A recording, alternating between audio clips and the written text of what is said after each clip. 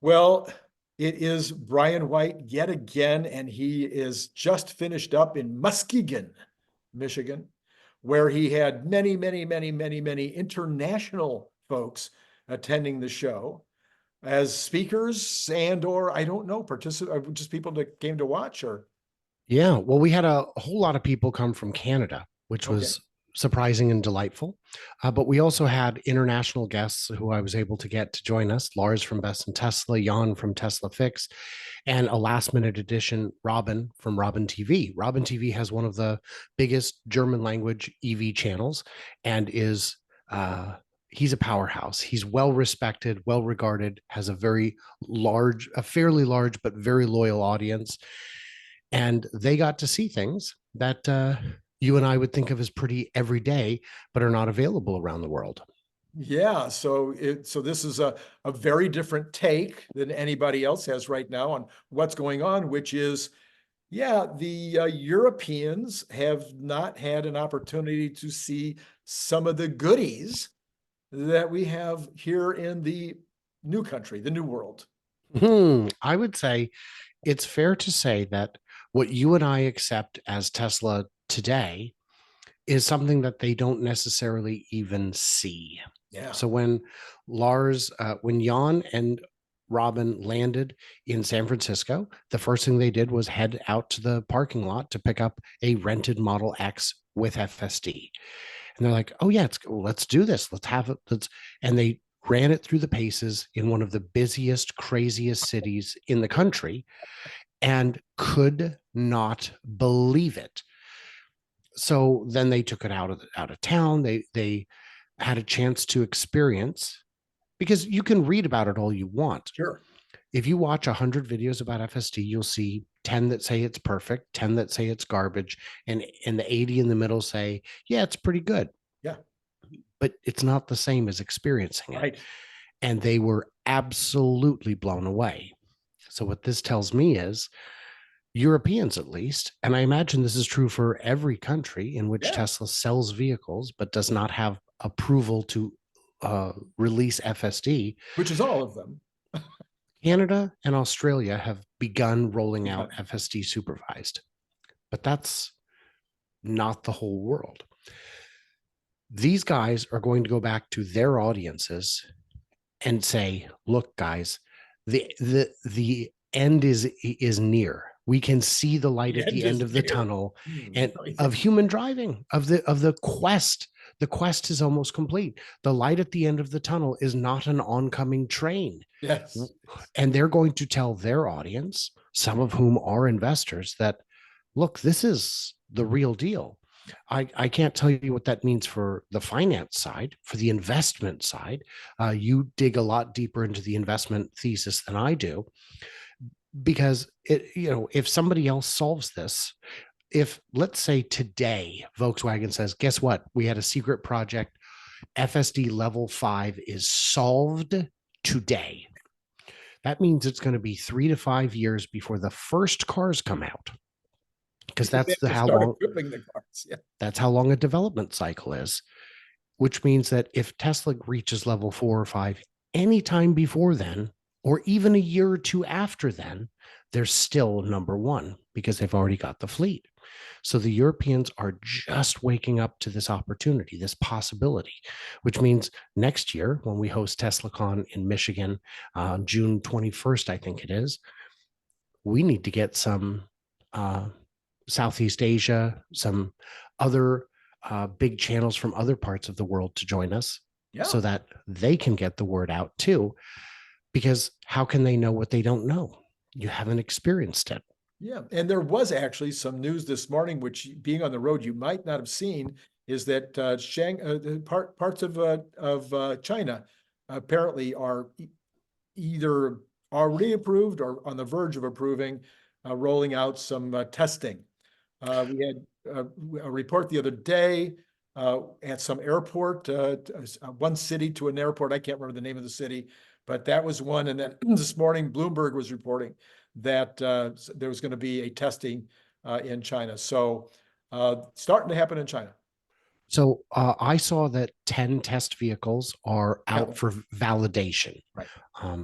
So I'm pretty proud to say that while I'm on the road, I'm still a little bit connected. There, huh? Yeah. I'm still in there fighting because this is what I do all day. I had a gentleman ask me, he goes, I know why you know things, but why do you know so many very strange little things? And I said, it's because I'm here. It's because I'm on the road. It's because I collect experts.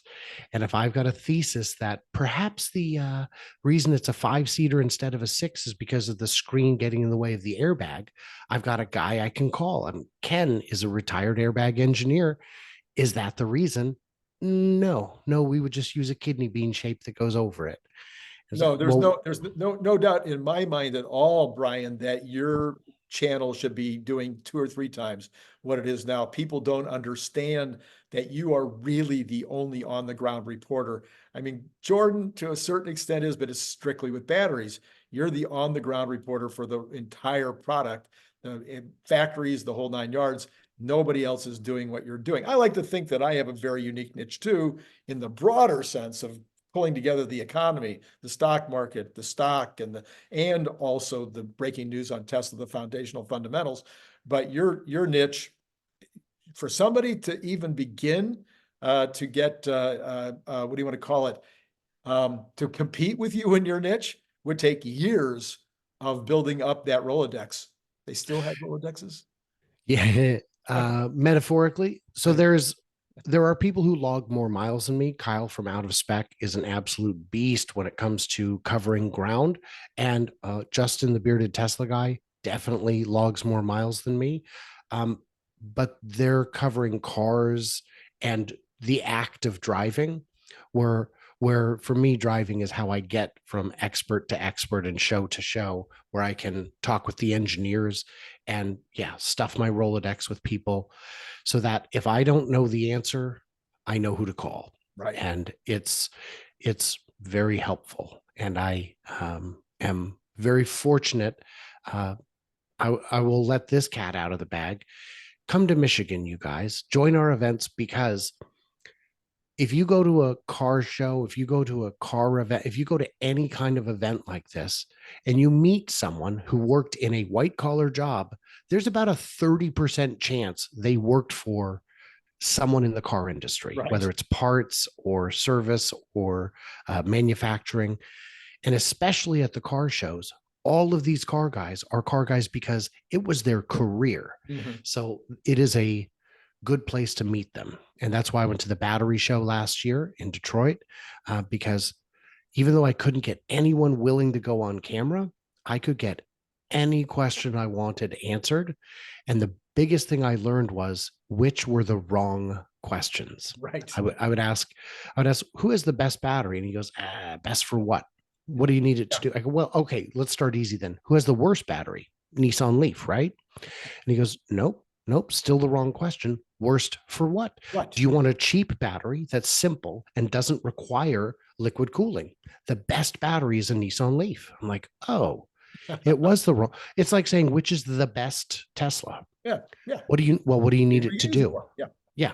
Well, and somebody said, no, Brian, the Cybertruck is the best Tesla. I said, I need 6 seats. Yeah. It is not usable for me. So I have a small garage. I have a limited budget. Right. Well, then a secondhand 3 is your best, so Tesla. If you can't, and Elon said this in the shareholder meeting, if you don't know the right question, sure, the answer is impossible. Right. So the other thing, I'm sorry. The other thing on Europe, the other reason the rest of the world is just waking up is they haven't seen the Cybertruck. Right. I haven't either. I don't get out much, but I have not seen one in the wild yet. And that's a Randy problem. Some Europeans have seen it. They have made the trek to the places where the truck is on display, but they haven't driven it. They haven't seen it driving. They haven't talked to an owner. And one of the great questions is, what is different about it to you? What do you like about it? So Jan, from all the Europeans, we made very sure that they got to drive these cars. Mm. And when we were going out to Plaid Day, which is the second day semi-secret event where we shut down a road, the sheriff is out there, and we've got, you know, the big road closed signs, and we tear it up. On the way out there, Mel from the Maryland Owners Club, great guy, was driving his original Roadster Sport. Oh, wow. And I said, hey, are you driving out there by yourself? Take my buddy Lars with you. Yeah, yeah. Because, and Lars's impression was, this was their first generation. It's awfully good. It's awfully good for a very first cobbled together effort. Yeah. And as the Europe, you know, so now the Europeans have had their chance to drive the Cybertruck, to experience the rear steer. It steers like a much smaller car. It feels, if you were to be blindfolded and put in the car and said, okay, take off your blindfold and just go for a drive, and then tell me what you think you're driving, you would say a car. It drives like a car. Yeah. It feels nimble. It feels light. It feels quick. And then you'd get out and look at it and be absolutely gobsmacked, because that's not what it looks like. Right, right. Yeah. So the Europeans were also quite impressed then with the Cybertruck. Yes. And that's something they will take back home with them. They will be showing these videos in English, in German, probably not in Danish, but we can ask him. But this is opening the eye. And when these vehicles, when these products reach those markets, I would not be surprised to see a small increase in share price as people realize this is something different. At the very least, this is a company that operates differently. So were there any Model 3 performances at the event? Aha. Yeah, I forgot to mention that. This was kind of a fun twist. So John Stringer from Tesla Owners of Silicon Valley is not just a fun guy, a nice guy. He's also kind of a powerhouse. So he said, Tesla's going to be at this event, right? We said, no, they canceled. They said they couldn't, they were going to, but they backed out. And he said, isn't Rivian coming to this event? Yeah, Rivian will be at this event, but Tesla will not. So at 10 o'clock at night, he gets on his phone and he sends a message and he goes, we'll see. And then he goes, yeah, they're going to be there. So they came out with a performance Model 3 Highland for test drives. Nice. And I did not get to test drive it because I was so busy. Well, I put my name on the list, but when my name came up, I was literally on stage, and it was almost the end of the day. So I did not get to drive it, but people were blown away. The things that they had heard in reviews, especially the Jason Camisa video where he said other cars are you're starting to wonder why they exist. And other people who got to drive it were saying, they're saying it feels like a much more expensive car. This feels like what the BMW M3 should be, what the Mercedes AMG should be. And those cars are more luxurious. And if you like noise, they're more fun, but they're slower and more expensive. And especially once you start adding in all the options that you would have to add to be an actually comparable car, it is half the price for an inferior car with, I guess, a cooler name. Were people a little excited about the 0 to 60 or? These are Tesla people. 0 to 60 is a given. Yeah. What they were impressed with is that it felt like it was on rails. It handled like it was insane handling. It now has staggered wheels, which means the back tires are a little bit fatter than the front tires, which gives you a little bit better 0 to 60, but you're already well into the 2-second range, low threes with a car like this. And it makes, and it's quiet and it's comfortable. And this new sport seats apparently hug you quite nicely for the cornering. So this is things we learned from the event that are a little eye-opening. And it was great that Tesla came out for it. Thank you, Tesla, for doing that. even if it did require some twisting of arms. But they, yeah. So my big theory here is that once the rest of the world starts seeing these things and can buy these things, not only will it result in increased revenue, Right. increased profit, because FSD is almost entirely margin, Sure. but it will result in increased confidence in the brand and the future of the brand. And Right. that's before we even think about bots and robotaxi. And then some of the guys on MSNBC, on CNBC, some of the guys on CNBC might stop saying the lineup is old. Oh my gosh, Toyota still makes Camrys. Isn't that like a 40-year-old car?